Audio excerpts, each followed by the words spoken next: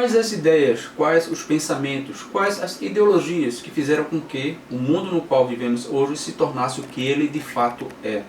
Vivemos em sociedades caóticas e, no caso, na nossa brasileira, nos perguntamos o que levou a esse estado de caos absoluto.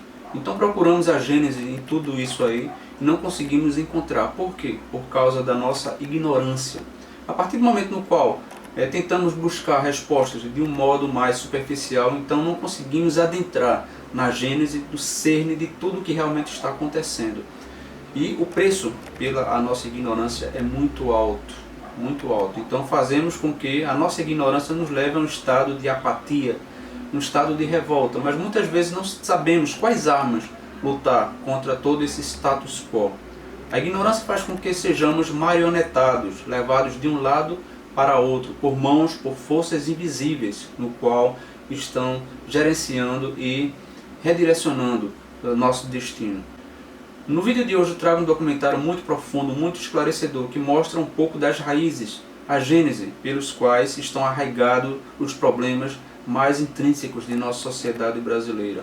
É um vídeo longo, sim, um vídeo que tem mais de 1 hora, mas vale muito a pena vocês verem, porque a partir desse vídeo vocês terão um norte, uma luz no fim do túnel para compreender quais forças, quais ideias, quais ideologias estão por trás desse estado, desse cenário caótico no qual é a sociedade brasileira e, por que não dizer, as sociedades mundiais. Nesse vídeo, muito bem produzido pelo pessoal do Brasil Paralelo, mostra de uma forma clara e concisa quais as ideias, quais as mentalidades, quais as pessoas contribuíram para que hoje vivêssemos nesse estado caótico de incertezas, de insegurança, de violência, de valores totalmente deturpados. Então eu convido vocês a assistirem esse vídeo do início ao final. Antes de qualquer coisa, se você ainda não é inscrito no meu canal, então peço que você dê essa moralzinha, um canal novo que está crescendo pouco a pouco. Deixe o seu like, se inscrevam, ative o sininho para as notificações dos próximos vídeos. E eu deixo vocês com esse maravilhoso vídeo. Compartilhem este vídeo para que esse documentário ele possa alcançar mais e mais pessoas em suas redes sociais. Saia do estado de ignorância. A ignorância ela faz com que sejamos peões em um tabuleiro de xadrez no qual somos manejados de um lado para o outro sem saber que somos feitos de massa de manobra. Estudem, leiam livros, saia desse estado de inépcia, porque assim conseguimos, de uma forma mais ampla e multifocal, entender quais os mecanismos, quais as ideias, quais as forças invisíveis que regem a nossa sociedade. Deixo com vocês esse maravilhoso vídeo do Brasil Paralelo. Compartilhem este vídeo para que esse documentário chegue a muito mais pessoas.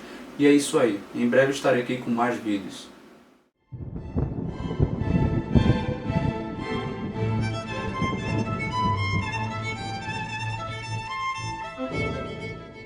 E quais foram as ideias que tanto mudaram o mundo no século XX? Que ideias nos trouxeram até aqui?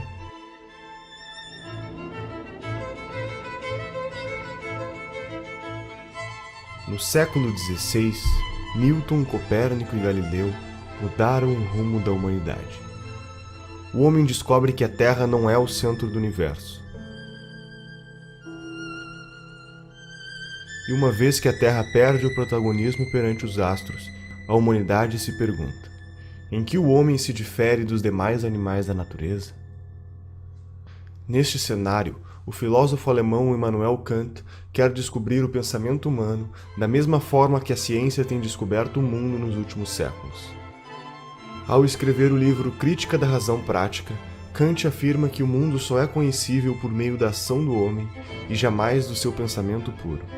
Friedrich Hegel, influenciado pelo pensamento de Kant, propõe que além do homem só poder conhecer o mundo por meio de suas ações, quando cogita agir, cria um simulador dentro de si que testa o resultado das opções que pode tomar.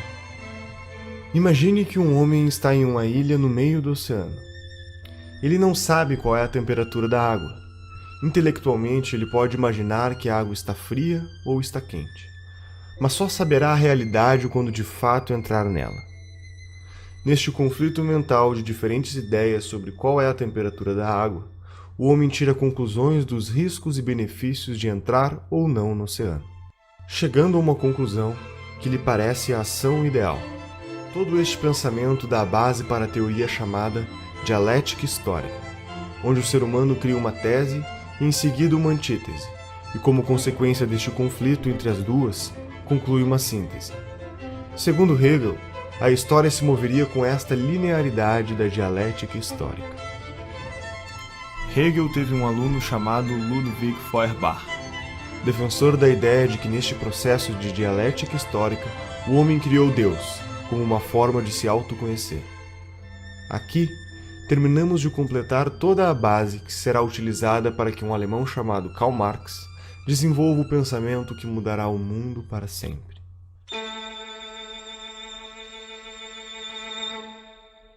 Karl Marx estudou Hegel por 10 anos, tempo suficiente para se convencer da dialética histórica e consagrar o sentido da criação de Deus proposto por Feuerbach.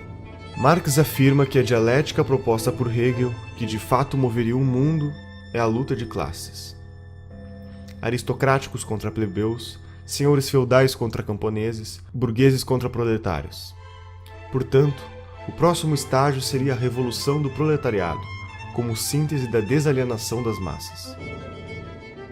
O trabalho de Karl Marx alcançou os ouvidos de um senhor chamado Moses Hess, que o apresentou para Friedrich Engels para que juntos publicassem um manifesto comunista, alertando os proletários de que eles deveriam se rebelar e protagonizar uma revolução que iria destruir o que Marx tinha dado o nome de capitalismo, com o objetivo de chegar na utopia do ápice da humanidade. Marx e Engels fundaram diversos movimentos comunistas nacionais e internacionais, que serviam para cooptar operários, formar sindicatos e organizar greves por meio da propagação da consciência revolucionária.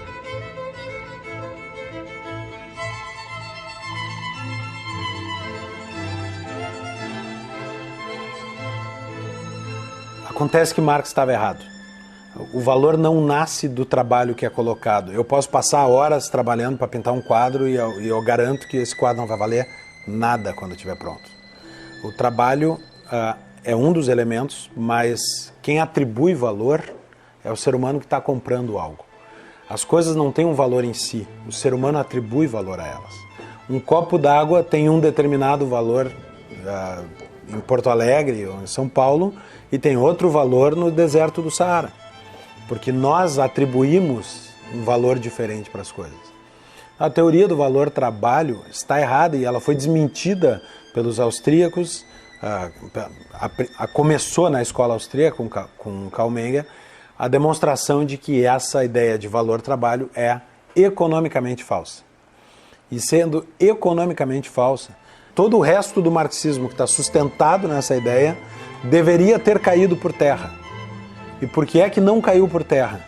Porque aos marxistas, talvez não a Marx, mas aos marxistas, pouco interessa a verdade científica do que disse Marx. Interessa mais a teoria da revolução, que derivou de um erro. Agora o pessoal pensa que o movimento comunista se define por uma ideologia. Né? Eu digo que vocês estão loucos. Nasceram ontem, não estudaram nada, absolutamente nada. O movimento comunista já trocou de ideologia 1 bilhão de vezes. Né? Se você ver, Karl Marx começa dizendo que o movimento socialista é a expressão do interesse objetivo do proletariado. Passados 100 e poucos anos, o teórico novo do movimento comunista, Ernest Laclau, diz o seguinte: a propaganda do partido cria a classe social que ele em seguida vai representar. Eu digo, é teoria inversa, mas ela continua com o mesmo nome, continua sendo marxismo. Isto é próprio do pensamento dialético, converter-se no seu contrário quantas vezes for necessário. O comunismo não é uma ideologia de maneira alguma, o comunismo é uma cultura. É quando suas ideias florescem entre os jovens russos e o que parecia apenas uma ideologia transforma-se no que será o maior genocídio da história da existência humana. Vladimir Lenin tinha 17 anos quando seu irmão tenta explodir a carroça do czar russo, Alexandre III, como forma de protesto de um grupo terrorista do qual ele fazia parte. Seu irmão falha e é condenado à morte. A partir deste momento, Lenin intensifica sua vida política por meio dos estudos de direito, até que conhece a obra de Marx e Engels, nos livros Manifesto Comunista e O Capital. Lenin foi se tornando cada vez mais radical e, nos meados da Primeira Guerra Mundial, entende que é a oportunidade perfeita para antecipar a Revolução Proletária por meio da revolta armada. Em outubro de 1917, Lenin cria o primeiro país comunista da história.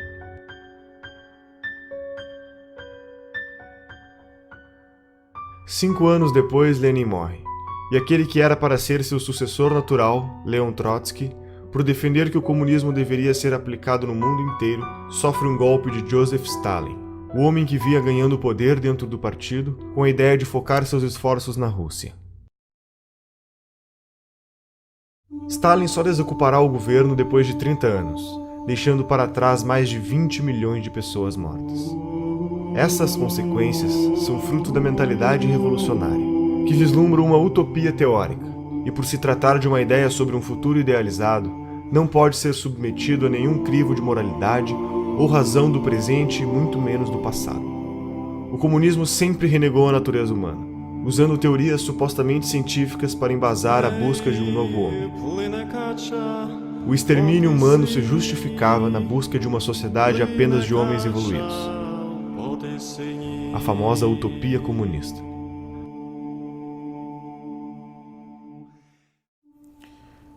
O nível de psicopatia de Stalin pode ser medido pelo que ele fez com a Ucrânia, né? Entre 32 e 33, o país que fazia parte, então, né, da União Soviética foi cercado. A produção de soja, a produção agrícola do país foi exportada e ele simplesmente matou de fome 6 milhões de ucranianos, num episódio conhecido na história como Holodomor, né, que foi negado por muito tempo, mas hoje é uma verdade inquestionável. Né? Imagine o grau de psicopatia para você matar 1/3 de um país de fome, né, só para manter o controle sobre esse país.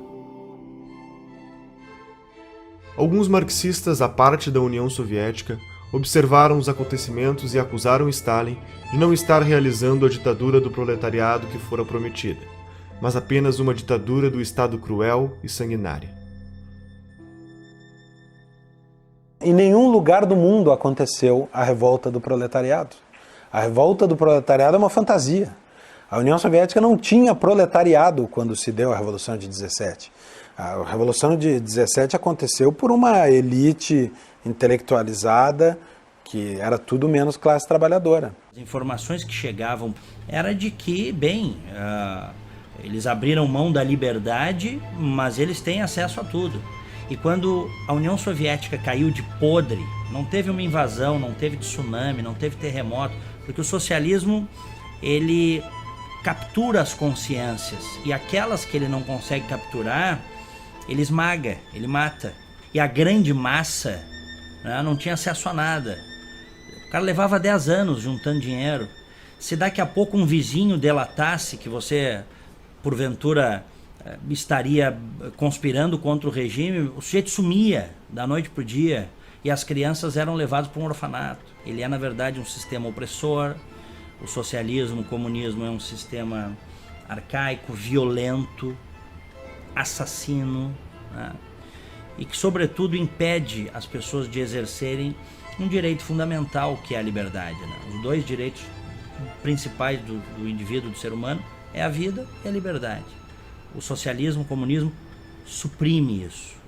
Obviamente que a visão stalinista já tinha dado frutos. Nós tínhamos na China já a mesma forma de governo através da ação do Mao Tse-tung, que talvez matou mais pessoas do que o próprio Stalin, né?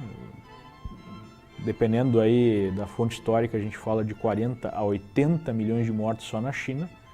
Ou seja, o vírus stalinista já tinha se disseminado. As subdivisões do pensamento comunista começam a ganhar força. O grande erro de todos os sovietólogos americanos durante 60 anos foi acreditar que o movimento comunista era um braço da União Soviética, quando não é.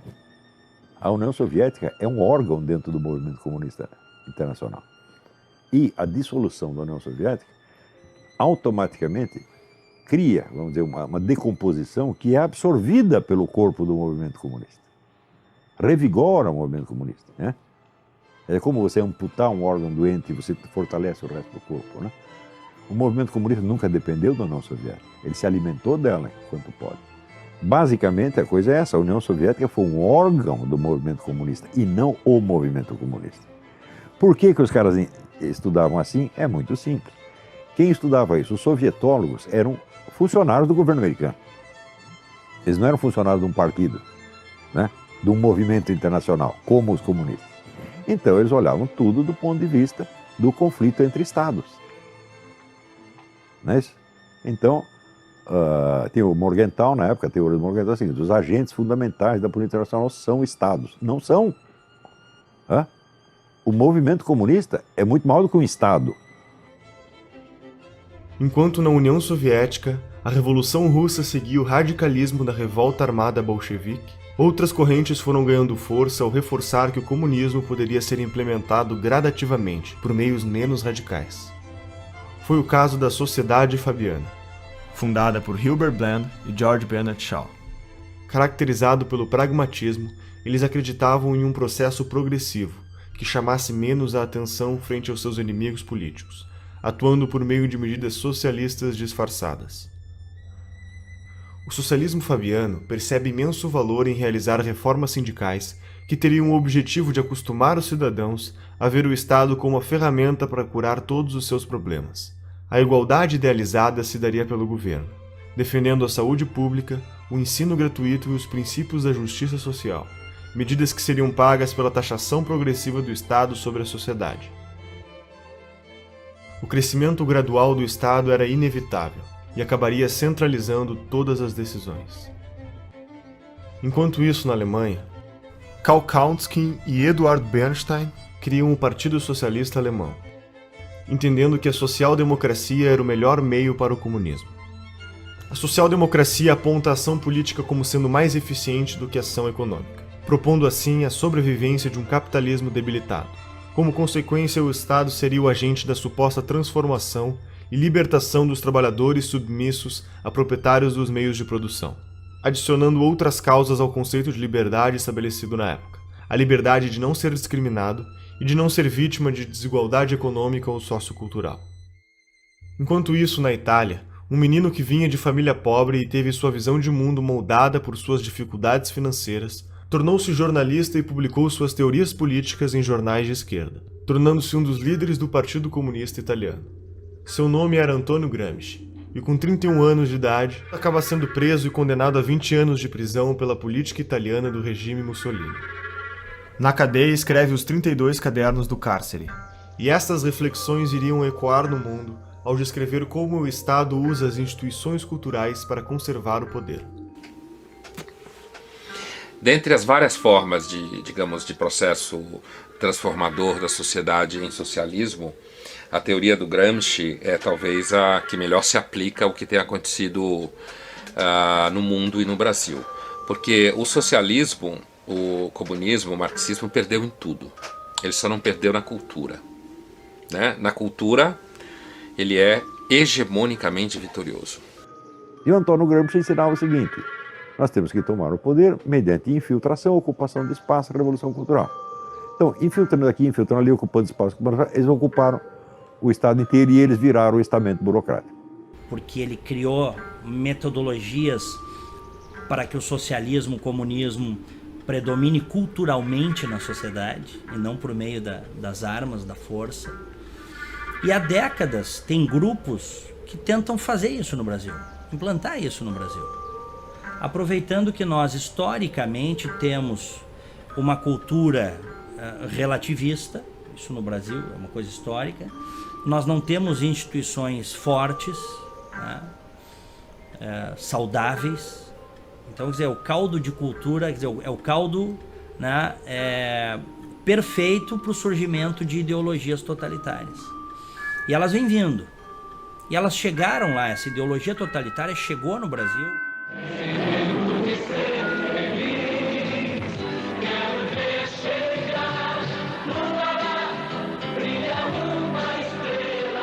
Para Gramsci, uma ditadura sem hegemonia cultural jamais resistiria por muito tempo, e este era o problema do regime stalinista, pois todos os aspectos culturais da sociedade, sua filosofia e sua literatura, formariam a superestrutura da sociedade que também devia ser derrubada.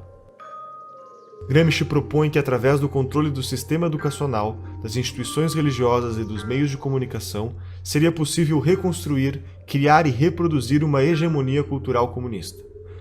Paulo Freire, o patrono da educação brasileira, foi um dos discípulos do pensamento gramsciano. Que existe uma tendência natural ao mundo acadêmico e produção de ideias a abraçar a causa socialista, né? Porque é um mundo em que você pode falar o que quiser. Estou falando principalmente no mundo das ciências humanas, que é onde está essa produção. Você pode falar o que quiser, porque não, um aluno de ciências humanas dificilmente vai quebrar uma empresa, porque ele não vai abrir uma empresa. Dificilmente ele vai derrubar um avião, porque ele não vai pilotar avião, certo?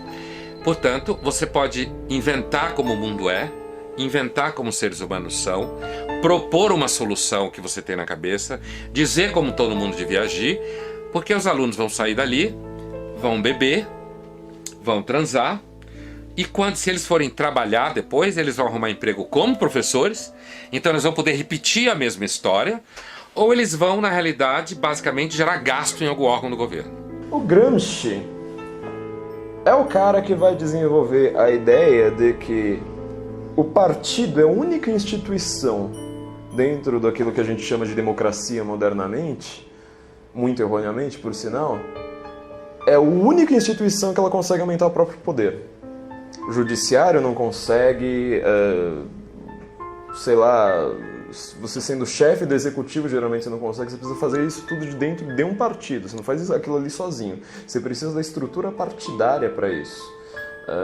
Mesmo que você ganhe mais eleições, por exemplo, você tem aqui seus cupinchas dentro do legislativo, se cada um é de um partido, vocês podem se entender ali intelectualmente, mas vocês não conseguem aumentar o poder de vocês, a não ser no próprio partido. Então o Gramsci fala assim, não quero mais essa revolução, revolução tá brega, revolução não pega mais. Então é uma confusão que muita gente faz, né? Ser revolucionário e ser gramscista, não, uma coisa ou outra, são linhas opostas. O Gramsci vai lá e fala assim, olha, não tem mais revolução, isso aí não pega mais, vamos criar a revolução de dentro de um partido. Então você vai transformando tudo, Igreja Católica, mídia, sei lá mais o que, em órgãos do partido. Para isso funcionar, a primeira coisa que precisa ficar clara, isso é uma coisa que também confunde todo mundo, é que essas pessoas não têm que ser necessariamente filiadas a um partido. Então, por exemplo, para você ter uma mídia que funcione dentro do gramscismo, o cara não pode ser filiado, por exemplo, ao PT. Ele tem que ser um cara isento, tem que ser aquele cara assim que às vezes até faz uma crítica ao partido, mas no final das contas ele tem a narrativa que vai fazendo o partido crescer. Assim, não havia espaço. Os partidos para a esquerda chegar ao poder via eleitoral, que é a lei 98, que portanto não tinha que ficar preocupado com toda a eleição, tinha que se pensar em organizar a sociedade.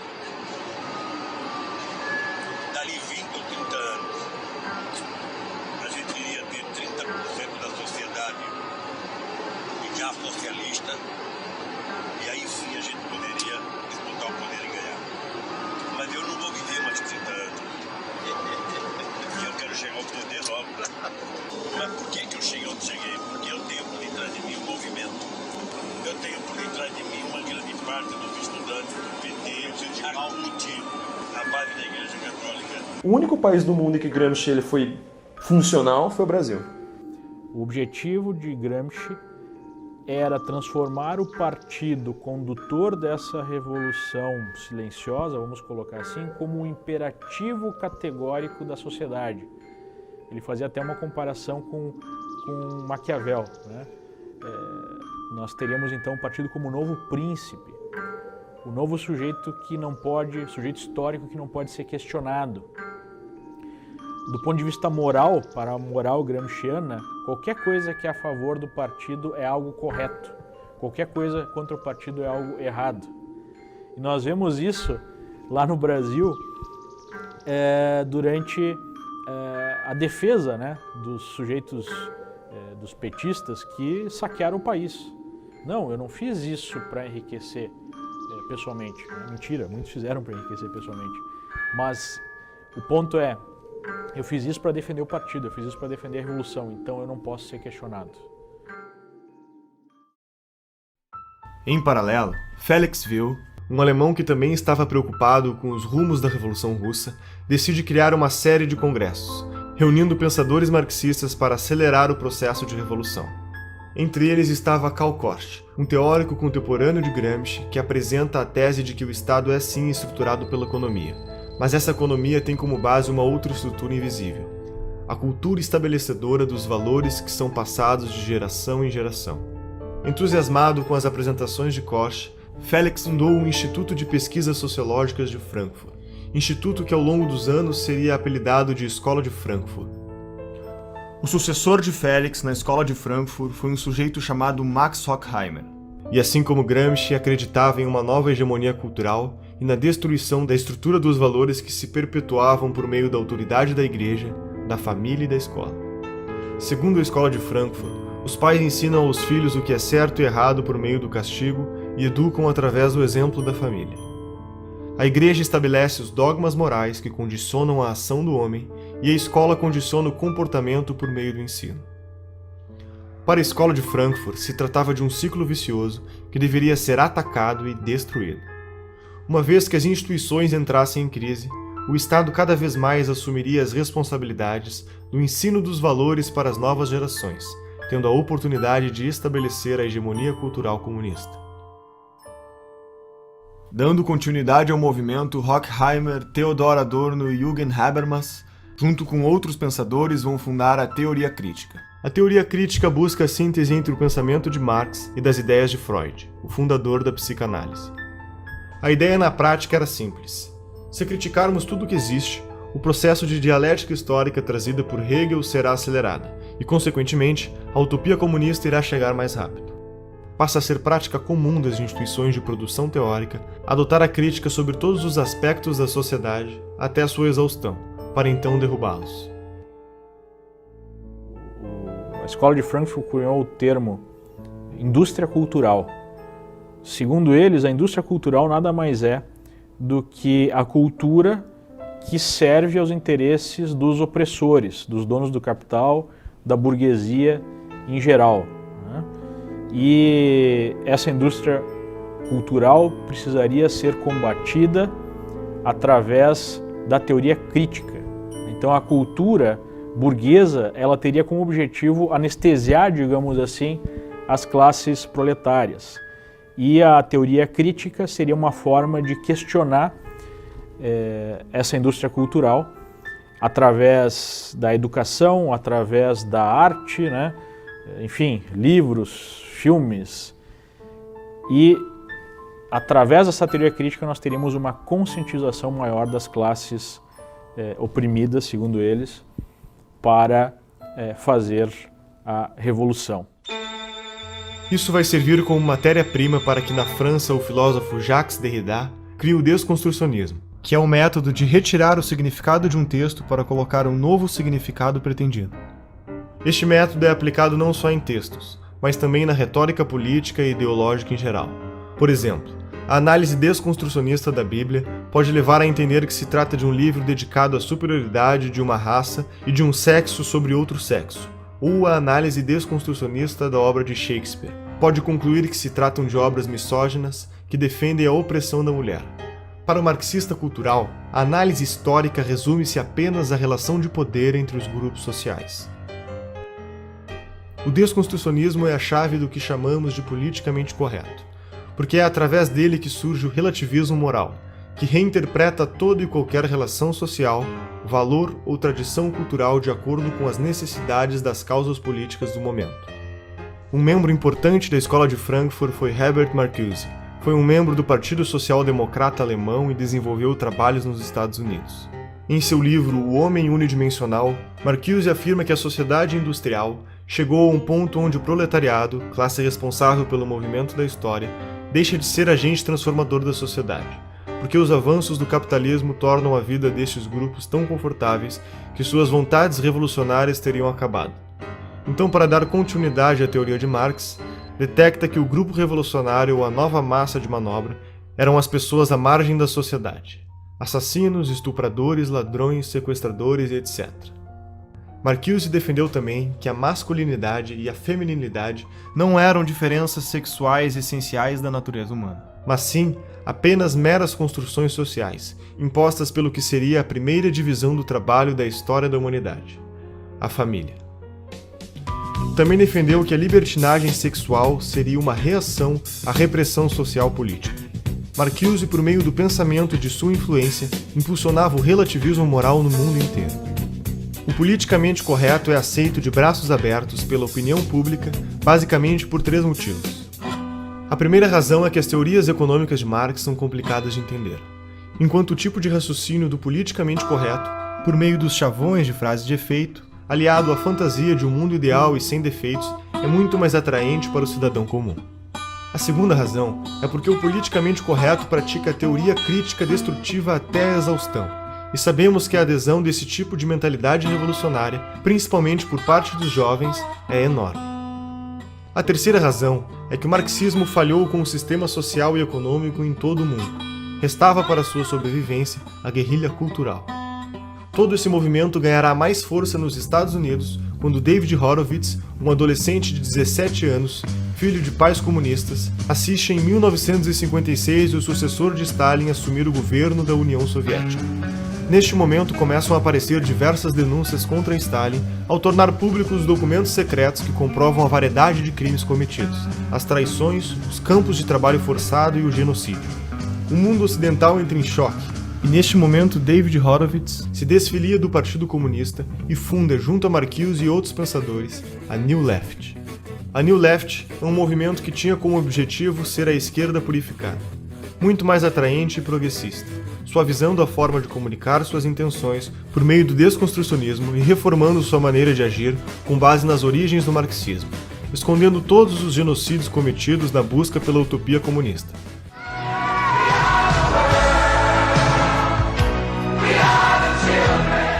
Começava um novo processo de reciclagem da comunicação comunista.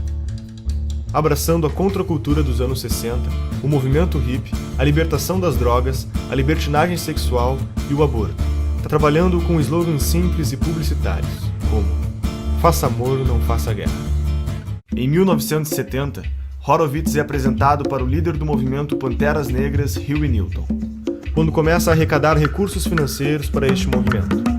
David pede para sua amiga Betty Van Pater para se juntar a ela e cuidar das contas bancárias destes fundos.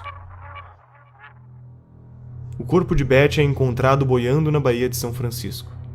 David investiga a morte de Betty e a polícia informalmente aponta o assassino como um dos Panteras Negras. Entretanto, a polícia não prendeu o suspeito. Seus amigos da New Left, que se manifestavam em defesa das mulheres, também o ignoraram. Desconcertado, Horowitz escreve um artigo para o jornal New York Times sobre o caso, e no dia da publicação recebe a notícia de que havia acontecido uma falha e seu artigo não foi impresso. Incapaz de explicar a morte de sua amiga, David entra em uma crise existencial perante a sua ideologia marxista. Horowitz foi afastado da New Left por seus companheiros, que consideraram traição o fato do mesmo sugerir que o assassinato havia sido realizado por um membro dos Panteras Negras. Uma década depois, após este fato, David volta a escrever e denuncia como funciona o sistema de guerra política em que participou e ajudou a criar, tornando-se um defensor declarado do conservadorismo.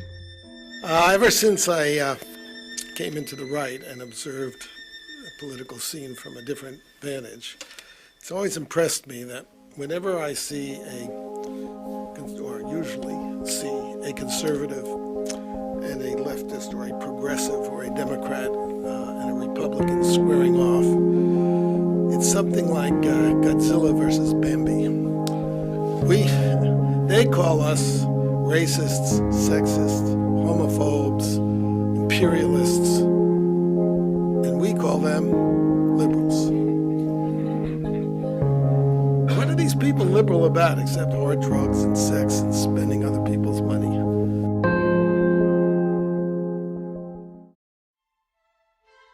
Em meados dos anos 80, Saul Alinsky pega os princípios da guerra política escritos por Horowitz e faz uma série de sofisticações metodológicas na estratégia comunista.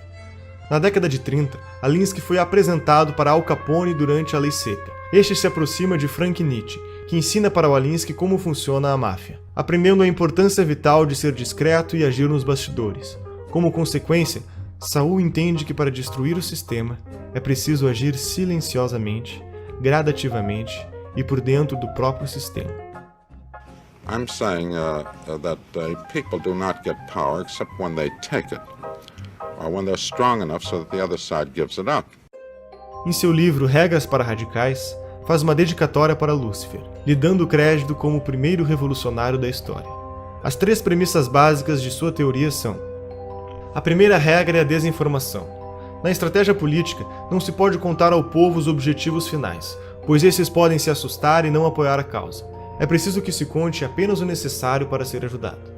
A segunda regra é o niilismo político. Tudo vale para que aconteça a revolução. Não existem valores nem regras, e a corrupção faz parte do objetivo. Roubar para o partido é a obrigação número 1 do comunista, eles nunca vão esquecer isso aí. Todos os partidos comunistas do mundo viveram do roubo, da chantagem, da corrupção. Todos. Como é que Stalin subiu na hierarquia do partido? Assaltando o trem.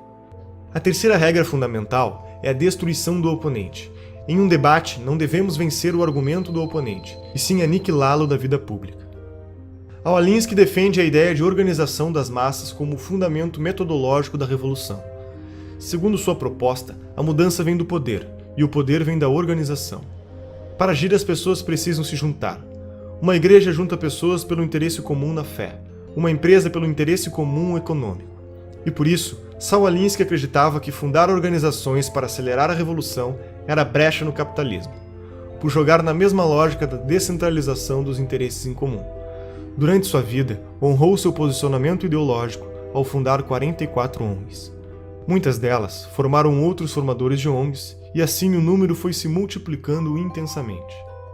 Essas organizações reuniram problemas. Entretanto, Alinsky dizia: o problema nunca era o problema era sempre a revolução. Quanto mais seccionadas forem as ONGs, melhor será, pois ninguém irá se opor a causas tão específicas e que querem a melhoria da sociedade. Cada ONG representava um bloco de votos, unidos por suas causas e detentores de um potencial de lobby político. As ONGs viraram instrumentos de manobra política e passariam desapercebidas. E Hillary Clinton escreve sua tese de mestrado sobre Saul Alinsky. Barack Obama também foi aluno de uma de suas ONGs e, posteriormente, advogado de defesa frente aos escândalos de corrupção envolvendo uma ONG criada por Alinsky. Hoje, no Brasil, existem mais de 200 mil ONGs que recebem dinheiro do governo federal. Entre 1999 e 2006, mais de 15 bilhões de reais foram entregues a essas organizações. Em 1959, quando Fidel Castro anunciou para o mundo que sua revolução era comunista e passou a ser apoiado por Moscou e a União Soviética, criou um programa de financiamento de grupos de guerrilha na América Latina. Este ativismo da Revolução Comunista encontrou forte eco no Brasil, levando à formação de diversos grupos de orientação comunista, que culminou com a tomada do poder pelos militares em 64. A partir daí, a esquerda passa a ter como principal objetivo a derrubada do regime militar. Além das mudanças educacionais que estavam em curso no Brasil, decorrentes do programa da Pedagogia do Oprimido, que foi implementado pelo patrono da educação brasileira, Paulo Freire, nos anos 70 surge o caloroso debate universitário a respeito do futuro do comunismo no Brasil. Neste debate, os social-democratas fabianos concluem que os mortos na revolta armada servirão de mártir para endossar a Revolução Cultural. O movimento foi facilitado pelos próprios militares, que consideravam mais importante combater a esquerda armada, enquanto davam espaço à esquerda cultural. Então, quer dizer, o governo militar não entendia nada do que estava se passando. O que os comunistas estavam fazendo, eles estavam perseguindo os comunistas lá no meio do mato e os comunistas tomando as escolas. Você vê, 2 sinais de estupidez do governo militar. Primeiro, criou a sindicalização obrigatória dos jornalistas. Quem fez a campanha sindical? O Partido Comunista. Como é que eu sei? Eu estava lá e eu ajudei. Então o partido sindicalizou todo mundo e já fichou todo mundo. Então, ao fim da campanha de sindicalização, o partido tinha, quer dizer, o cadastro total dos jornalistas do país, sabendo quais poderiam ser colaboradores, quais não, etc, etc. Nos anos seguintes, em todos os sindicatos de jornalistas do país, quem mandava? O Partido Comunista. Frequentemente apresentando duas chapas. Temos eleição, campanha eleitoral, se as duas chapas eram comunistas. Segundo erro, a tal da educação moral e cívica. Porque eles não queriam fazer um negócio anticomunista, então eles falaram, não vamos falar contra ninguém, nós vamos fazer uma propaganda positiva, o patriotismo. Então lançaram a educação moral e cívica, tornando obrigatório em todas as escolas. Quem ocupou as cátedras de educação moral e cívica? Os comunistas.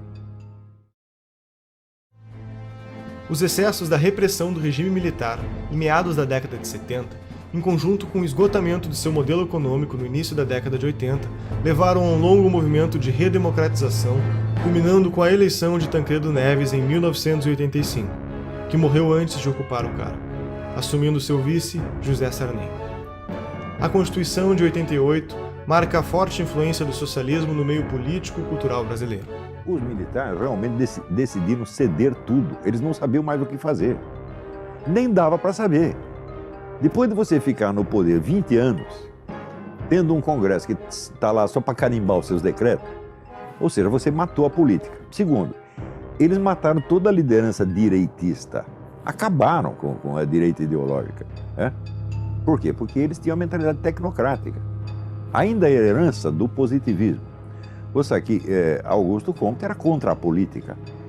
Ele achava que as questões têm que ser resolvidas por técnicos e cientistas, sem, vamos dizer, o debate ideológico. E os milicos acreditavam nisso, porque eram positivistas desde o tempo do Império. Sobrou essa mentalidade positivista na cabeça de pessoas que nem sabem quem é Augusto Comte. Você pega todos esses generais, quantos leram Augusto Comte? Nenhum, mas sobrou isso. Com essa mentalidade tecnocrática positivista, eles achavam que tinha que reprimir toda a atividade política e transformaram os políticos em simples office boys. Ora, enquanto isso, a esquerda estava se organizando, se fortalecendo e entrando num autoexame muito profundo. Os debates que eles tiveram em 64, 65, a respeito dos seus próprios erros históricos, etc., foi uma coisa muito séria. Então, a esquerda estava se organizando e se fortalecendo ideologicamente, culturalmente, estrategicamente, enquanto o governo, os gênios, os golberis, desmantelavam ideologicamente a direita. Então, quando os milicos largaram a rapadura, quem pegou a rapadura? A única força política que existia, que era a esquerda. E veio já com duas caras, como é próprio. Por que você acha que marxista, comunista, estuda dialética?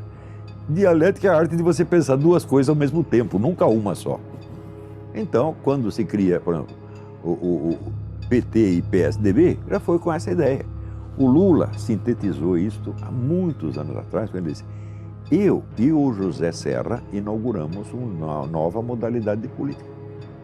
Qual é a nova modalidade de política? Nós dividimos o território, você governa um pouco, eu governo um pouco, mas é sempre nós. E isso está em vigor até hoje. Quem foi o grande vencedor das últimas eleições? O PT caiu, quem subiu? PSDB.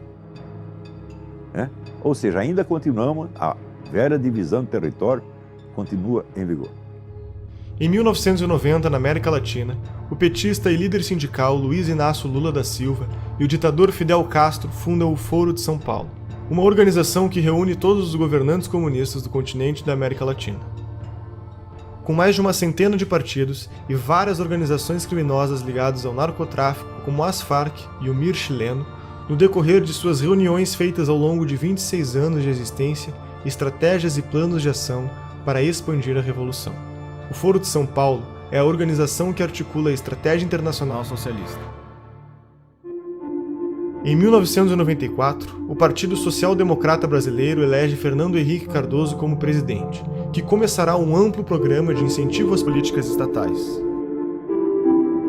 O processo fabiano se deu com sucesso ao longo dos 8 anos do governo FHC que precederam a era lulopetista e o governo Dilma. O Brasil estava a caminho da utopia. Estaríamos rumo a uma revolução que nos foi contada aos poucos? Seriam todos os partidos brasileiros ideologicamente idênticos e metodologicamente diferentes? Você reconhece este Brasil?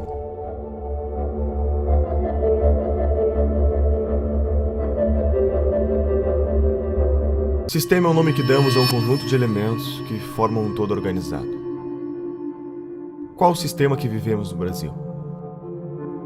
Você já pensou em como se organiza esse sistema e quem está no comando?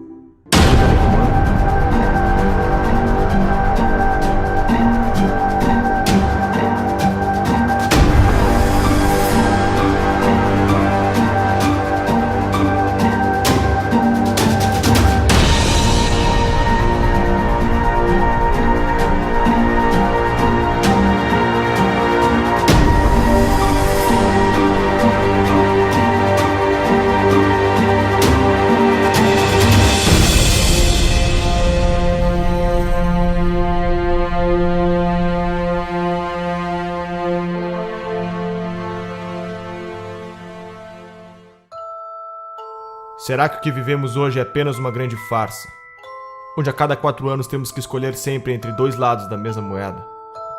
Estaria todo o sistema político infectado com o mesmo vírus? A história da nova democracia brasileira se confunde com o crescimento dessas ideologias de esquerda, pois os mesmos protagonistas que pautavam por esses ideais foram os que fundaram a nossa Constituição de 88, e são hoje os que estão à frente dos grandes partidos políticos no Brasil. Poder é fazer com que você seja obedecido, exercer sua autoridade por meio da influência ou da força. Existem 3 formas de exercer o poder em uma sociedade: o poder político-militar, o poder econômico e o poder intelectual. O que Marx propunha? O que os marxistas? Qual é o sonho dourado do marxista? Não é que não haja dominação, é inverter a classe dominante e a classe dominada. E para isso é preciso tomar o Estado por dentro. Espero que não tenha passado do point of no return, do estado de coisas além do qual é impossível voltar. Quando mais de 50% da população depende, inclusive economicamente, do Estado, quem votará para reduzir o Estado? Quando o Estado alcança um determinado ponto de grandeza, de tamanho, de custo, começa a se tornar inviável trazê-lo de volta a um tamanho razoável. E é por isso a força também da esquerda por um Estado cada vez maior, ainda que isso seja sustentável.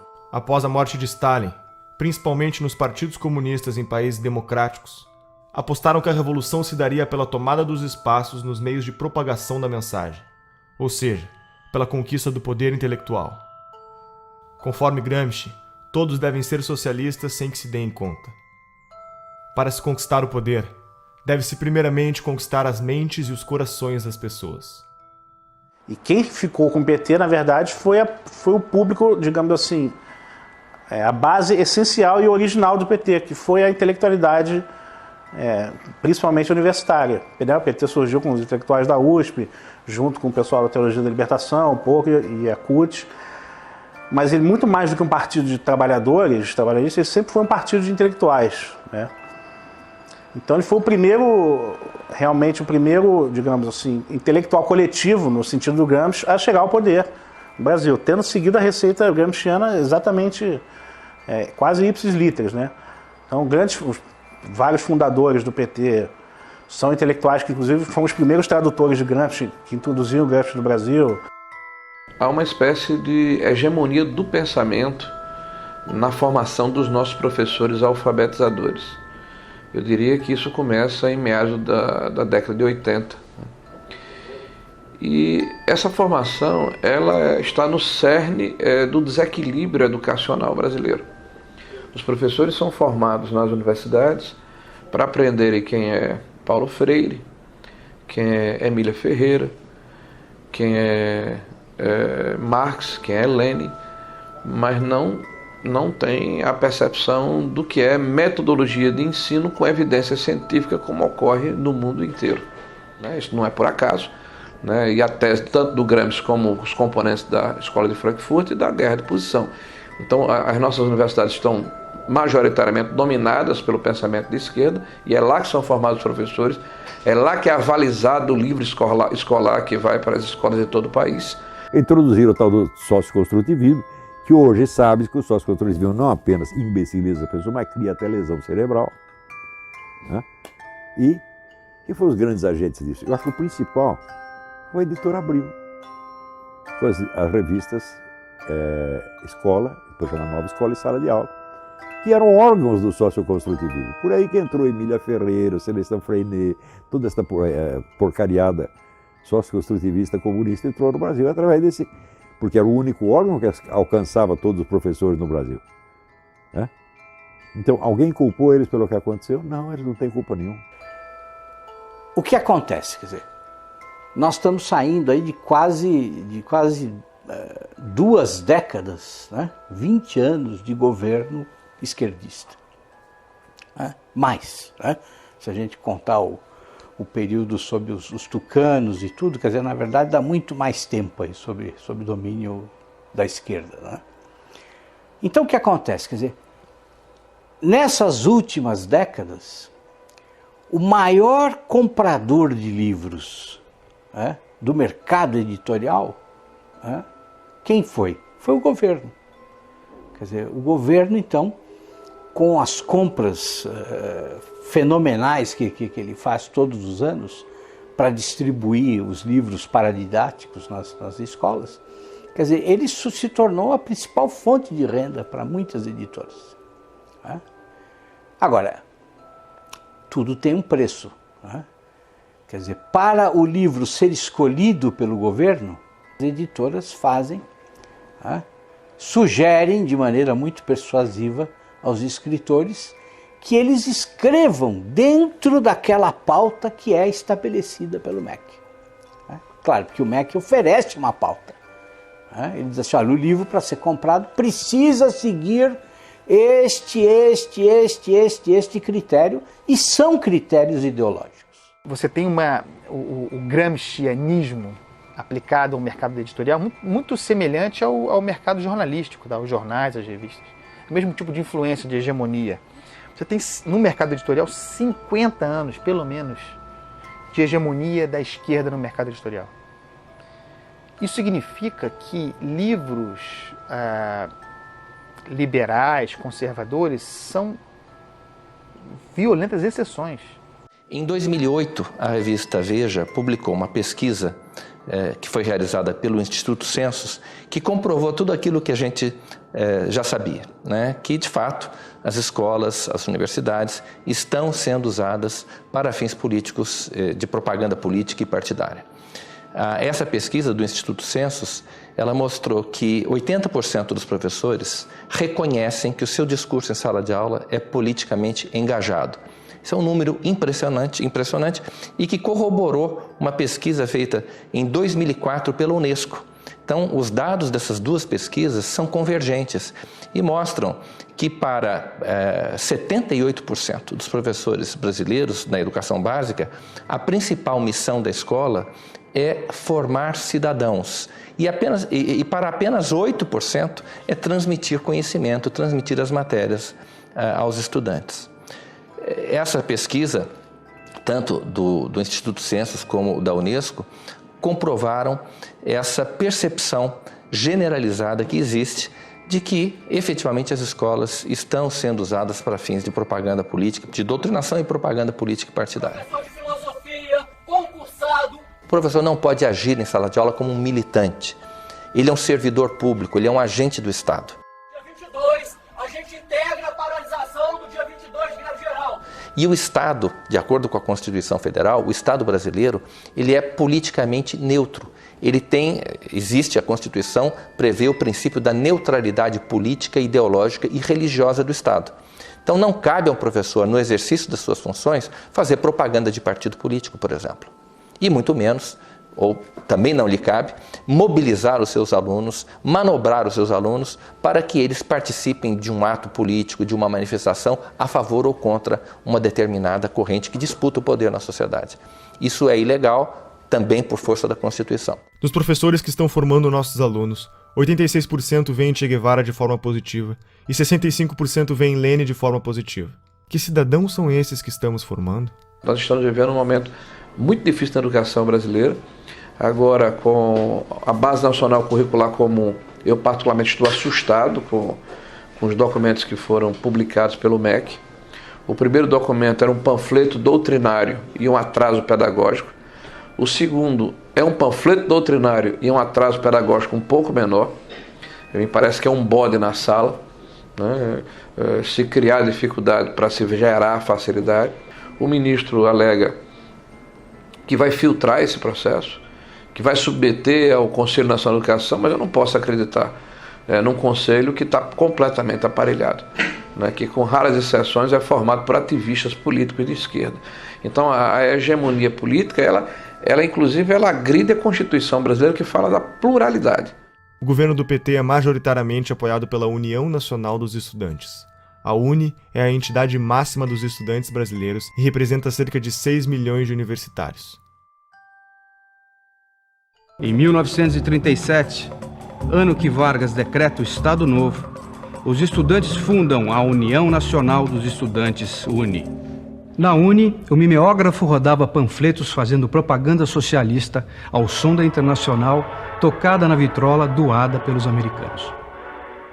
A União Soviética, pátria-mãe do socialismo, era o exemplo a ser seguido. E o comunismo a utopia em corações e mentes jovens pelo mundo afora. Até Carlos Drummond de Andrade fez versos para Stalin. A poesia fugiu dos livros, agora está nos jornais. Saber que resistes. Então, a UNE hoje perdeu credibilidade. A CPI da UNE é uma necessidade. Nós queremos pressionar as autoridades da Câmara nos próximos meses para que ela saia do papel. Ela está aprovada, está lida em plenário, ela tem que acontecer. A investigação principal é saber aonde foi, onde está sendo usado o dinheiro das carteiras estudantis arrecadadas no Brasil inteiro. Teve uma indenização, que nós queremos saber onde aplicar esse dinheiro. Indenização pelos mortos na época da ditadura militar que tinham vínculo com a UNE. O que é isso? Foram milhões de reais via governo federal do PT, pagos por uma entidade como a UNE. E as famílias não participam disso, existiram esses casos, não existiram, tem comprovação, Não, fizeram uma indenização milionária. Nós queremos na CPI da UNE saber se esse dinheiro foi usado só para pagar ônibus, manifestantes que vinham aqui fazer protesto, ou seja, o governo aparelhou a UNE, a CUT, o MST com o dinheiro do governo para simular que eles tinham apoio popular para impedir o impeachment, aparelharam esses órgãos para virem aqui para contestar projetos de lei que poderiam investigar ou a criação de CPIs. E pode ter certeza, meu feeling é que uma CPI da UNE põe mais gente na cadeia. O movimento estudantil ele é um movimento autoritário, totalitário, truculento, violento, e ele não... Eu cheguei a escrever isso outro dia numa coluna na Folha. Você encontra mais debate em igreja evangélica do que na universidade. A universidade não tem nenhuma liberdade de debate. Não há nenhuma possibilidade de você levantar qualquer posição contrária ao conjunto de professores que administram aquele espaço, certo? E, assim, há uma piora no sentido de que há mais jovens que chegam com um discurso fechado, identificado com a esquerda, já na universidade. E quando eles chegam na universidade, então, se você estiver falando assim de um curso de humanas, onde tem várias disciplinas de humanas, eu diria que 80% ou 90% do conteúdo dado em sala de aula será de esquerda.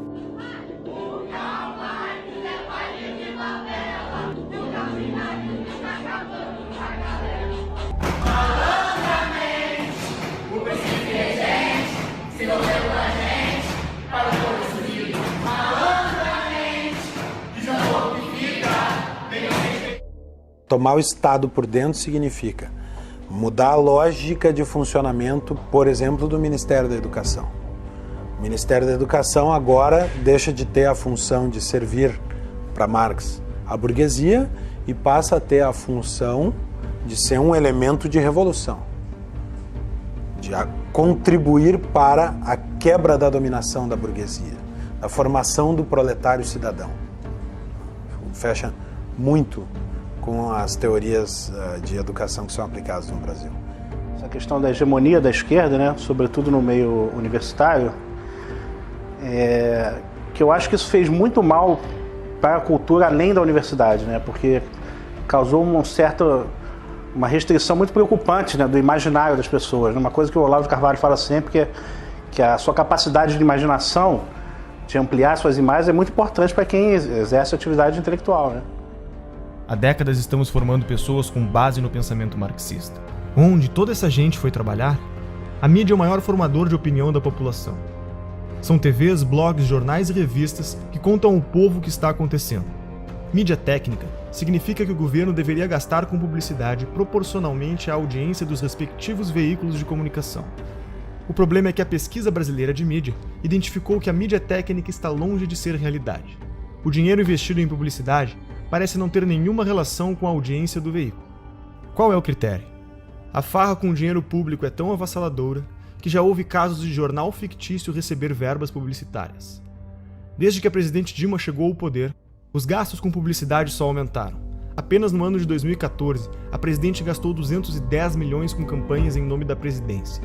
O ex-editor da Isto É Brasília revelou que o banqueiro Daniel Dantas, que acabaria sendo preso em escândalos de corrupção, quando estava com sua imagem em risco, acionou um dos seus contatos na mídia, Leonardo Atushi, jornalista da Isto É, para publicar matérias que defendessem seus interesses na mídia. Em 2011, Leonardo Atushi montou sua própria publicação, o Brasil 247. Duas acusações importantes surgiram contra o 247 na sua trajetória. A primeira foi encontrada num imóvel do doleiro Alberto Youssef, delator da Operação Lava Jato, no monitor de um computador.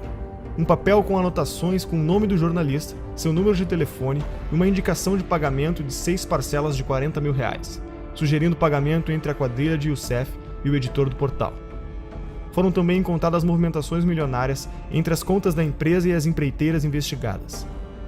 No mesmo dia dessas descobertas, o Brasil 247 publicou uma matéria mencionando Pascovitch e defendendo a soltura do lobista.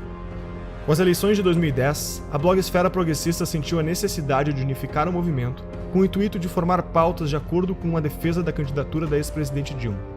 Foi então criado o movimento dos blogueiros progressistas, BlogProg, em São Paulo, com a participação de personalidades como Leonardo Sakamoto. É possível afirmar que para cada leitor do blog Conversa Fiada, o governo gastou 1 centavo em publicidade, enquanto para o leitor da Folha, o gasto foi de 5 centésimos de centavo.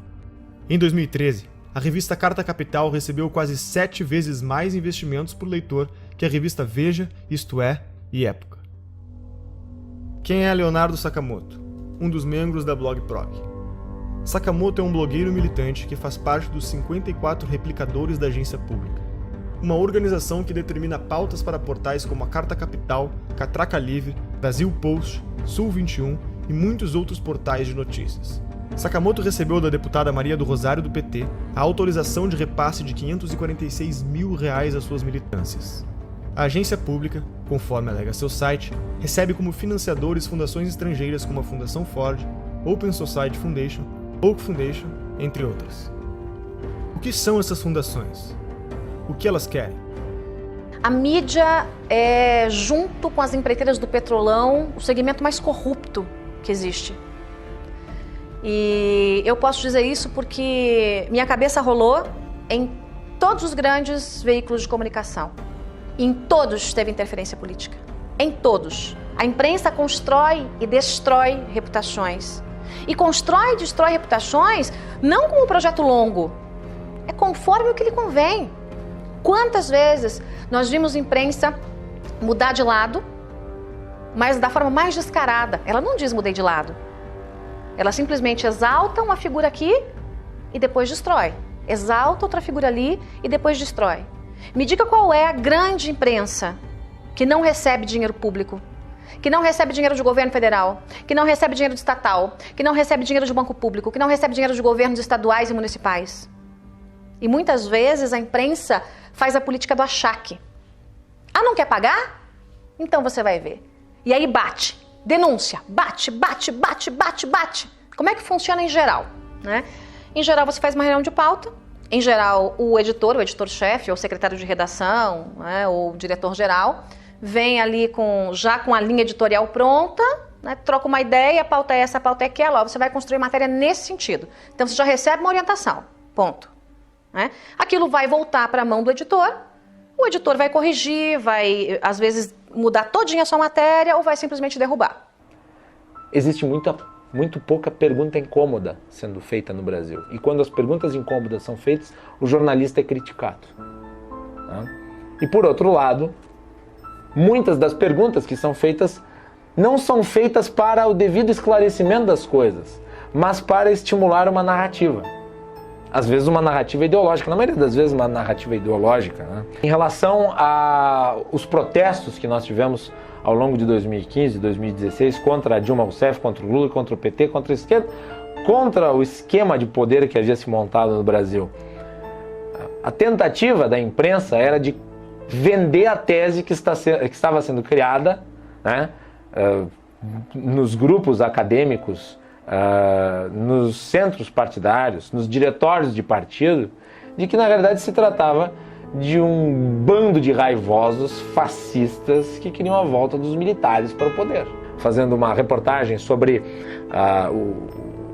um mini protesto que havia ocorrido em favor do impeachment, ainda depois do dia 16 de março, a imagem da notícia era intervenção já. Ou seja, você tenta vender para a população uma coisa que não é. Isso se reflete na cultura.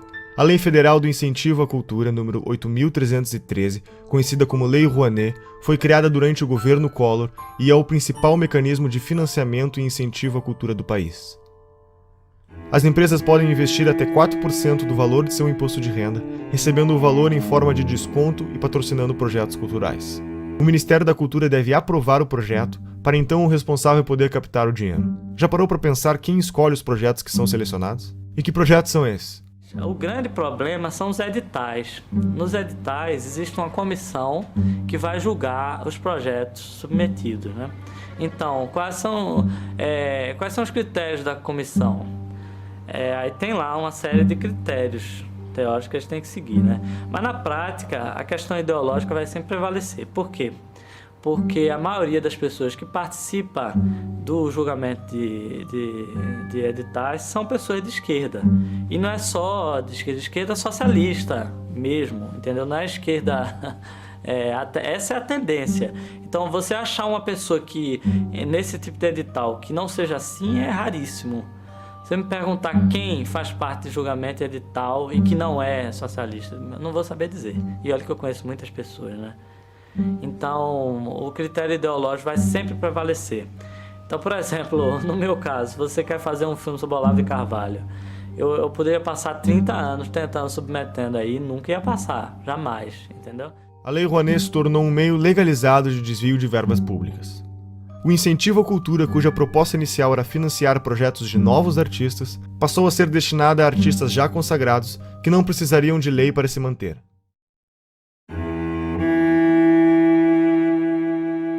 Foi justamente na gestão do Gil que começou essa deformidade da Lei Rouanet. A Lei Rouanet já existia, mas essa coisa de beneficiar artista consagrado, artista tipo Ivete Sangalo, pessoas já com nome, com anos de carreira, isso foi na gestão do Gil. Olha, a gente está para abrir aqui a CPI da Lei Rouanet, exatamente para chamar artistas que receberam dinheiro sem precisar da Lei Rouanet. Então, o que fica suspeito, para não dizer comprovado, é que a Lei Rouanet serviu para comprar essa classe artística. Dificilmente você vê um ator se posicionando contra o PT. Regina Duarte começou a bater duro, tomou uma geladeira na Globo. E diversos outros ou nada falam ou apoiam. Por exemplo, Luan Santana recebeu 4,5 milhões da Lei Rouanet. Será que ele precisa mesmo desse incentivo do governo para colocar diante dos seus shows? Será que um ingresso ali, que com certeza não é menos de que R$100 para um show dele, será que o ingresso do show dele já não é suficiente para ele se manter? E assim eles vão conseguindo comprar toda a classe artística. E traz muita gente a reboque. Quando um cantor fala alguma coisa, os seguidores dele, que são fanáticos por ele, adoram a música dele, adoram o trabalho dele no cinema e etc., eles não tendem a se confrontar com essa pessoa. Então é muito interessante para o governo ter essas pessoas ao seu lado. E aí já emenda no artista, já emenda logo intelectual também, intelectuais, artistas, e vão trazendo eles para cá. Exemplo notório, Wagner Moura ficava aí no exterior denunciando o golpe. Chega a ser uma infantilidade hoje em dia ficar batendo nessa tecla do golpe.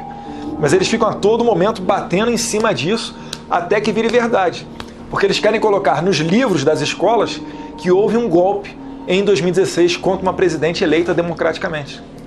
Os sistemas totalitários que nós tivemos no século XX, eles tiveram como principais fontes do ódio era a raça, a classe e agora é o apartheid intelectual. Se você não é de esquerda, você é burro. São todos os donos do poder, todos esses, Chico Buarque, Caetano Veloso, Gilberto Gil, todos os septuagenários. Todos detiveram esse poder cultural durante esses 50 anos. Não é uma questão apenas de que eles têm um poder político em 13. Isso o empresário tem que entender. Eles foram coronéis do Brasil durante esses 50 anos. A cultura, você tem um cinema novo, você tem a Semana de 22, você tem a Tropicália, você tem todas essas manifestações de cultura de esquerda, cacete. Um dos exemplos do enviesamento dos projetos apresentados pela Lei Rouanet é o filme sobre José Dirceu, um dos petistas envolvidos com o mensalão, para o qual foi aprovado 1,5 milhões de reais. O deputado do PSOL, Jean Willis, também vai virar documentário. Será financiado por 842 mil reais do dinheiro público. O filme do Lula foi financiado em 12 milhões de reais, por empresas que entre elas constavam Camargo Correia, OAS e Odebrecht. Esses são apenas alguns dos exemplos do destino dos mais de 15 bilhões de reais investidos pelo PT através da Lei Rouanet. Na prática, o que vemos é que o dinheiro segue a ideologia. Na 10ª Mostra do Cinema e Direitos Humanos, o conteúdo deveria ser relacionado com um dos seguintes temas: população LGBT, população negra, população em situação de rua, combate à tortura, enfrentamento da homofobia, mulheres, participação política, direitos humanos e outras minorias. A maior parte do dinheiro vem das estatais. A Petrobras gastou mais de 400 milhões de reais na última década para aprovar projetos como o Projeto Pai e Filho, que conta a história de um homem aprisionado e oprimido pelo poder do pai, que procura enfrentá-lo para quebrar a hierarquia da família.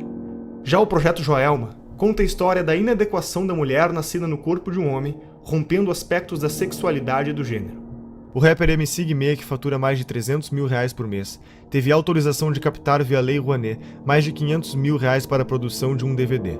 Lua Santana conseguiu aporte de 4,1 milhões de reais para cobrir sua turnê e Cláudia Leite aprovou a captação de 6 milhões de reais para fazer shows no litoral norte do Brasil.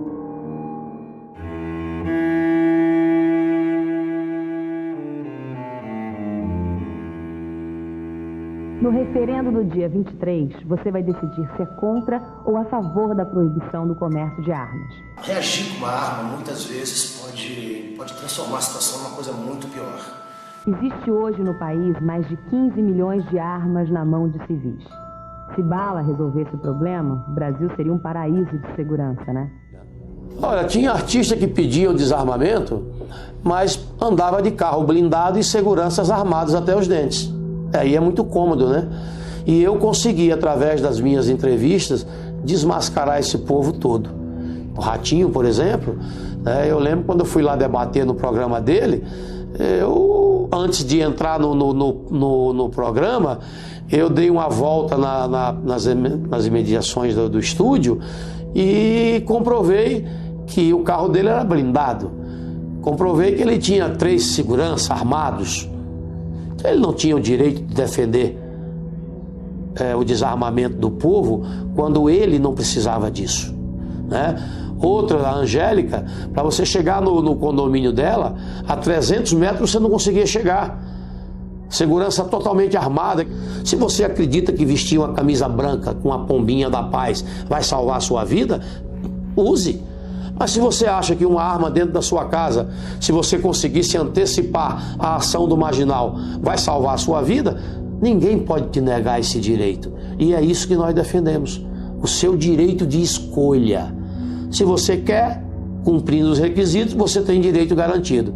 Coisa que, infelizmente, o governo do PT retirou isso do povo brasileiro. A violência pode ser usada para o bem ou para o mal. É que nem arma. A esquerda adora falar que a arma mata. A gente está num país que a gente sabe que tem mais arma que habitante e que a segunda emenda, que é o direito de legítima defesa, é sagrado. Quando a gente vê a discussão de desarmamento, de Obama e companhia, não tem nada perto com o modelo brasileiro. O acesso do bandido às armas já se dá na ilegalidade. Quem segue a regra foi eu. Fui eu que passei por um processo ultra mega burocrático de 5 dias úteis que você precisa esperar de background check aqui nos Estados Unidos. 5 dias úteis. Você vai lá, compra a tua arma, que aliás custa mais ou menos 1/4 do que custa no Brasil, 1/5. A arma no Brasil custa 4, 5 vezes mais caro. Você compra a arma, espera 5 diazinhos e vai lá buscar.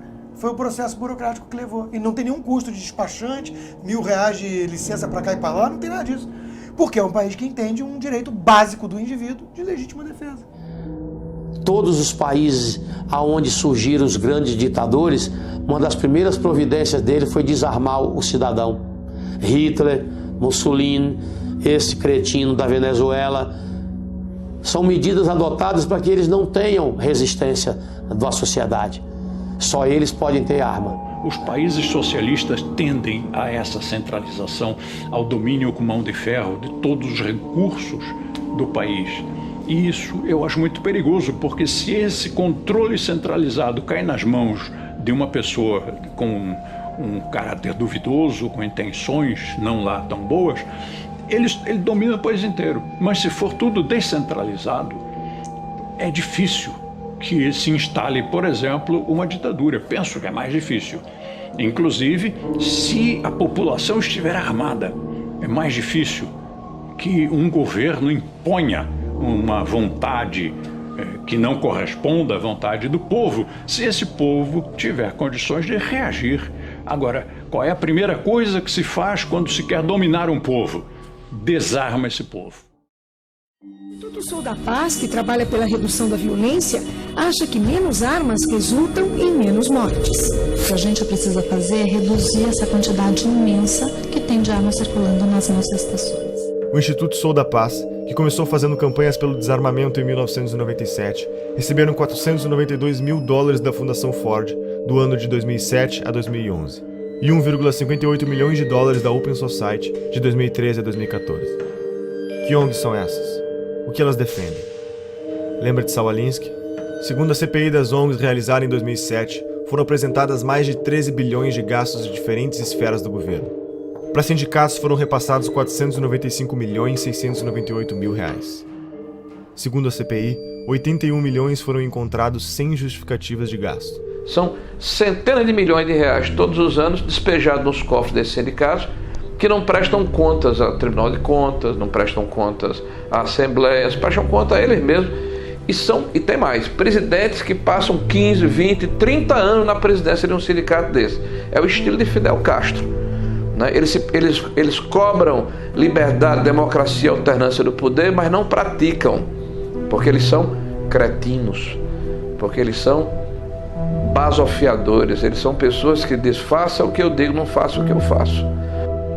Nilcea Freire foi a responsável por coordenar as operações da Ford Foundation no Brasil. Foi convidada por Lula para ser ministra da Secretaria de Políticas das Mulheres e também foi reitora da Universidade Estadual do Rio de Janeiro. Foram mais de 2 bilhões de reais investidos em ONGs com posicionamentos de esquerda. O coletivo Leila Diniz tem como definição realizar uma luta antissistêmica contra o capitalismo, o racismo e o patriarcado. Receberam $120 mil da Fundação Ford. Por exemplo, a doutrina de gênero, né, que é uma tese esdrúxula aí, que vem desde a escola de Frankfurt, de uma maneira muito forte, com o movimento feminista, né, de destruição da sociedade atual. Né, isso é uma tese muito bonita, quando eles colocam assim, para dourar a pílula, mas o que está por trás disso é um ovo de serpente, é um cavalo de Troia. Né? Eles querem destruir a família como um processo de transformação da sociedade. E para criar não sei que mostrengo lá na frente, né? Eu continuei tendo muitos seguidores nas minhas redes e um dos meus contratantes, inclusive, sempre se metia nos meus posts. Tudo que eu queria postar, ele queria que eu postasse coisas que defendessem os gays, ele queria que eu postasse calendários de eventos de ALS do Rio de Janeiro, conquistas de movimentos gays que eu tinha que postar, tinha que falar com não sei o quê. Então, assim, eu via que eu não que os GLS não queriam apenas que eu trabalhasse e oferecesse o meu trabalho como eu fazia normalmente. Eles queriam que eu abraçasse uma causa, uma agenda GLS. Uma agenda da qual eu nunca compactuei. A Universidade Livre Feminista, que tem como definição ser um projeto feminista construído de forma coletiva e colaborativa, receberam pelo menos $900 mil da Fundação Ford. A organização Afrografiteiras é um curso de formação em artes urbanas voltado para o protagonismo da mulher afro-brasileira. Receberam pelo menos $100 mil da Fundação Ford. E o Encontro Paranaense de Direitos Humanos é vinculado à Organização Terra dos Direitos vinculados ao MST. Receberam mais de $2.500.000 da Fundação Ford. E para onde mais o nosso dinheiro vai? O imposto sindical obrigatório é uma exclusividade brasileira. Não existe em nenhum outro país do mundo. Se você trabalha com a carteira assinada, sustenta a CUT. Além disso, as contas da CUT e de outras centrais sindicais são sigilosas. Não existe nenhuma obrigação dos sindicatos darem satisfação sobre como empregam o dinheiro que recebem do imposto sindical. O que essas fundações querem com esse investimento? Quem está por trás desse dinheiro? Um dos principais financiadores é um dos homens mais ricos do mundo, George Soros, formado na London School of Economics, universidade fundada pela Sociedade Fabiana. Soros é conhecido como o homem que quebrou a Inglaterra ao lucrar $1 bilhão em apenas um dia apostando contra a moeda britânica. Já foi presidente do CFR, o mais poderoso think tank americano considerado uma antessala da Casa Branca. Atua em organismos internacionais, foi um dos maiores doadores da campanha de Barack Obama, luta pela libertação das drogas e dá dinheiro para revoltas e revoluções nos 4 cantos do mundo, mudando toda a mentalidade dos jornalistas e estudantes para o politicamente correto. Quais são os objetivos de George Soros? Capitalista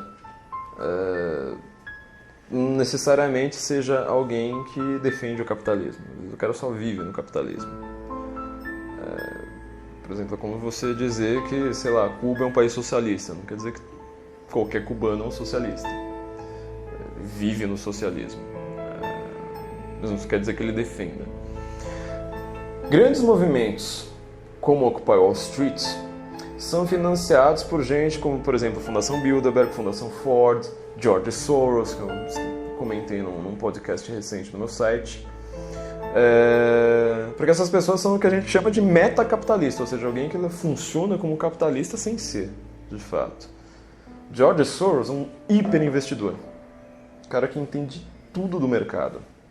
Por isso que até é uma bobagem que muita gente faz, tentar ficar ensinando leis de mercado achando que vai ir contra alguém. Esses caras entendem mais de lei de mercado do que todos os liberais juntos. Eles são o mercado. Agora, ele não acredita naquele negócio, ele quer poder. E eles não pensam de uma maneira individual, ou seja, eles não pensam como indivíduo, tipo, eu quero ter poder para mim. Ele está construindo um projeto de poder ali para, às vezes, daqui a 100, 200 anos. Essas fundações são assim. Só que Featherton em qual geração? Nem sei mais qual. Eles começaram lá atrás. Vivemos em um capitalismo debilitado, sufocado pelo governo, chamado em inglês de crony capitalism. O governo regula diversos mercados. Agências reguladoras como a Anatel não deixam você ter escolha no mercado de telefonia. E a Ancine define uma cota de conteúdo nacional nos cinemas e nos canais de TV por assinatura. 11 milhões de pessoas trabalham para o governo brasileiro. Eles são pagos com o dinheiro da arrecadação de impostos. Todos esses funcionários têm salários vitalícios e não podem ser demitidos sem justa causa. Os nossos 513 deputados federais podem ter até 25 assessores. Contam com auxílio moradia, 14º, 15º salário e cotas de gastos parlamentares, que englobaram o auxílio paletó, uma ajuda de custo para comprar ternos que em 4 anos gastou R$252 milhões. E outros 600 mil cargos de confiança do governo. Esse mecanismo abre brechas para a corrupção ao criar um mercado de cargos, usado como moeda política em negociações de alianças partidárias. 1/4 dos funcionários em cargos de confiança eram filiados a um partido, e 80% deles era do PT. Todos os ministros do STF têm direito a motorista particular, o que não ocorre, por exemplo, na Suprema Corte Americana. Segundo o Portal da Transparência, só em São Paulo há 311 motoristas à disposição dos juízes. A Câmara Municipal tem 26 motoristas, 13 garçons, 7 auxiliares de cozinha, auxiliares de serviços odontológicos exclusivos, cirurgiões dentistas, oftalmologistas, lubrificadores de veículos e vidraceiros. Isso são alguns exemplos de quem compõe o Estado brasileiro. Como resultado disso, grande parte da população tem como meta fazer parte do Estado passando em concursos públicos. Os gastos do governo federal, estaduais e municipais com o funcionalismo público somam 12% do PIB, totalizam 255,3 bilhões do dinheiro do povo em 2015. Tudo isso para serviços com índices de insatisfação elevado no Brasil. Nos últimos 13 meses, nossos governantes gastaram 544 bilhões a mais do que arrecadamos, 10% do PIB brasileiro. As maiores empresas estatais, como a Petrobras, Caixa Econômica Federal e tantas outras, apresentam prejuízo de 60 bilhões e escândalos de corrupção como o Petrolão, o escândalo dos Correios e outros tantos golpes citados pela Operação Lava Jato e pela história do Brasil. Eu acho que hoje em dia não resta a menor dúvida que a gente está numa atmosfera totalmente comunista. Né? As pessoas são comunistas. O comunismo tem anticorpo porque eles têm uma dialética que não se sustenta, então eles vão trocando de preferências. Agora, tem coisas importantes para a gente realçar aí. Você vê que a Rússia, que está fantasiada de ortodoxa de direita, está criando o maior exército do mundo com a China. Né? E dizem que essa aliança está por trás de todo esse Fórum de São Paulo. Que eles querem restituir a cortina de ferro com o Fórum de São Paulo. O Foro de São Paulo é a instituição que organiza a estratégia socialista na América Latina. Olha, a Internacional Comunista ela se reúne de tempos em tempos. Por exemplo, em 2005, se não me falha a memória, teve uma reunião em São Paulo e, inclusive, o líder do PSDB à época, o Aníbal Mendonça, ele era deputado ou senador, fez uma nota lamentando, né, que houve uma reunião da Internacional Socialista e não foi convidado o PSDB para fazer parte. E o pessoal ainda insiste em falar que o PSDB é um partido de direita. Não, o PSDB é um partido de centro-esquerda, são sociais-democratas. A esquerda nunca se preocupou muito em definir o que era a palavra, o que era cada palavra que ela estava usando. Na verdade, existia muito essa ambição de você ser contra alguma coisa, de você unir todo mundo, e estamos juntos nisso contra alguma coisa, então estamos no caminho certo. Né? Só que eles não diziam exatamente para onde que estavam indo e iam causando uma série de tumultos pelo caminho. Então estavam vendendo um futuro hipotético, em nome do qual todas as ações no presente seriam justificadas. Aquilo foi muito fácil de entender e de aplicar aqui no Brasil, porque o debate público estava cheio desse pessoal propondo isso. E eu lembro quando tivemos a ideia de construir o Fórum de São Paulo. E aí veio a ideia, conversando com os companheiros cubanos no primeiro momento, de fazermos uma reunião da esquerda latino-americana. Tanto que muitos latinos-americanos conhecem Paulo Freire, e ele dizia,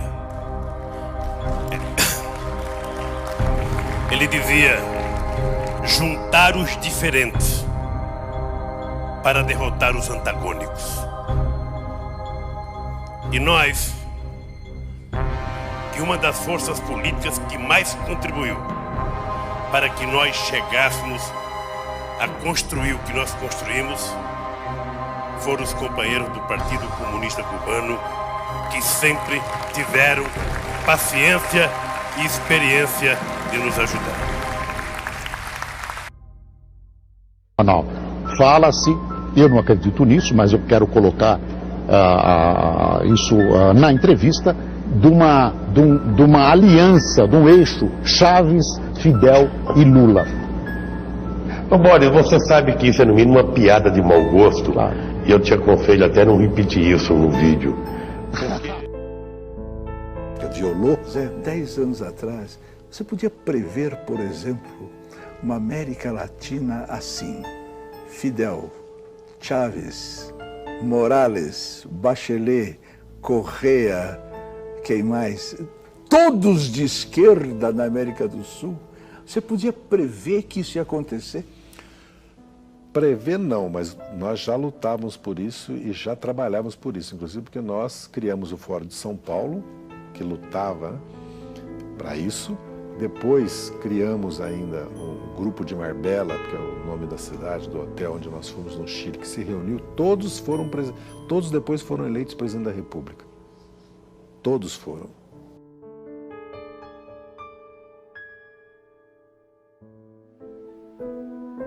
Tudo custou muito caro para o Brasil. Tudo custou muito caro para o mundo. Caro para a nossa educação, para as nossas crianças. Caro para a autoestima da humanidade e para todos os 100 milhões de mortos que perderam seus sonhos em genocídios e na falta de liberdade. Herdamos a responsabilidade de acabar com a utopia. Nós temos o compromisso de aprender com o passado. Não podemos deixar esse episódio da história desconhecido. É nosso dever documentar tudo para que nas próximas gerações os jovens saibam que está na mão deles preservar a trajetória da humanidade. O mundo anseia pela verdade para se libertar e continuar crescendo. Não é só economia nem só política. É a manifestação dos valores da nossa sociedade, das nossas famílias, dos nossos antepassados e de todos os nossos filhos. Despertamos intelectualmente. Não há mais espaço para ditadores monopolizarem as nossas vidas. Agora precisamos quebrar a dominação cultural que nos foi imposta. Durante 16 anos, os jornais, canais de TV e estações de rádio do Brasil se recusaram a noticiar a existência e as atividades do Foro de São Paulo. O Brasil parecia estar preso entre as malhas de uma articulação criminosa, que envolvia ao mesmo tempo a totalidade dos partidos de esquerda latino-americanos, a classe jornalística nacional, o sistema de ensino, as principais gangues de narcotraficantes do continente e uma parcela nada desprezível da elite política e financeira internacional. A gravidade desses fatos media-se pela amplitude e persistência da sua ocultação. Crescendo em segredo, o Foro de São Paulo tornou-se o motor principal das transformações históricas no continente, enquanto a ignorância geral fazia com que os debates públicos e a vida cultural se afastassem da realidade, se transformando em uma engenharia de alienação, fortalecendo ainda mais o crescimento de um esquema de poder que se alimentava da sua própria invisibilidade. A queda vertiginosa do nível de consciência pública nessas condições era inevitável. Um dos aspectos mais perigosos da situação é a facilidade com que os culpados se desvencilham de qualquer tentativa de denúncia, qualificando-a de teoria da conspiração. Mas quem falou em conspiração?